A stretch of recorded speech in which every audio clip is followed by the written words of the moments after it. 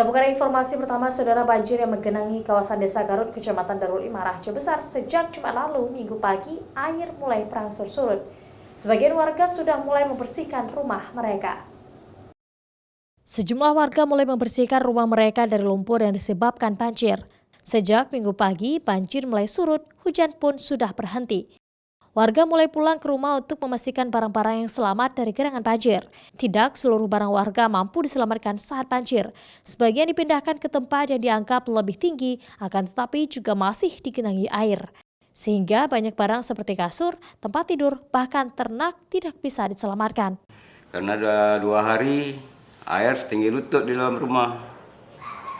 Jadi barang-barang ya, kursi kayak tilam-tilam tempat tidur habis rendam. Pagi bertambah tinggi lagi, sedangkan saya di rumah itu sendiri kan. Yang enteng-enteng aja kita pindahkan. Subuh tadi air dah turun semua kan, nah, udah bisa kita bersih-bersih rumah.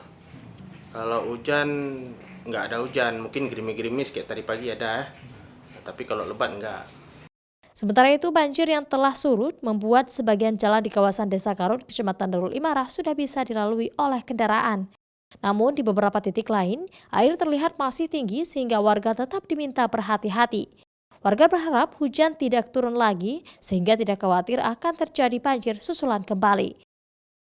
Mustajab, Kompas TV, Aceh Besar.